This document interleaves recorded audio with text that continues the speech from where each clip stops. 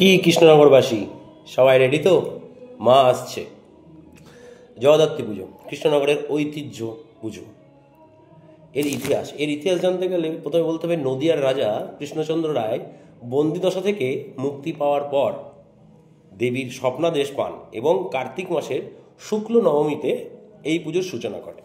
রাজা কৃষ্ণচন্দ্রের হাত ধরেই এই পুজো বাংলায় জনপ্রিয়তা লাভ করে এবং পরে অন্যান্য অঞ্চলেও ছড়িয়ে পড়ে। কৃষ্ণনগরের রাজা কৃষ্ণচন্দ্রের আদলেই ইন্দ্রনারায়ণ চৌধুরী চন্দননগরে জগদ্ধাত্রী পুজোর প্রচলন করে। চন্দননগরের জগদ্ধাত্রী উৎসব বর্তমানে আলোকসজ্জা ও অন্যান্য উদযাপনের জন্য বিশেষভাবে পরিচিত লাভ করেছে। কৃষ্ণনগরের মালোপাড়ার মালো সম্প্রদায়ের জগদ্ধাত্রী পূজা মা জলেশ্বরী পুজো নামে পরিচিত এবং এটি শতবর্ষেরও প্রাচীন ও ঐতিহ্যপূর্ণ প্রথা বহন করে চলেছে। এই পুজোয় সাধারণত বাংলা মাসের কার্তিক মাসে 4 দিন ধরে চলে, যা দুর্গাপুজোর মতোই মহানবমীর দিনে উদযাপিত হয়।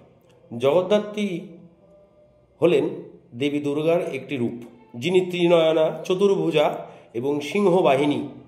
তার হাতে শঙ্খ, চক্র, ধনুক ও বাণ থাকে এবং তিনি করেন্দ্রাসুর অর্থাৎ হস্তিরূপী অসুরের পৃষ্ঠে দণ্ডায়মান থাকেন। এই হলো আমাদের শহরের রানী, বুড়িমা, কৃষ্ণনগরের বুড়িমা। তো আনন্দ, ঐতিহ্য, ভালোবাসা সব কিছু মিলিয়ে কৃষ্ণনগরের উৎসব শুরু হয়ে গেছে। আজ ষষ্ঠী, নবমীর দিন পুজো।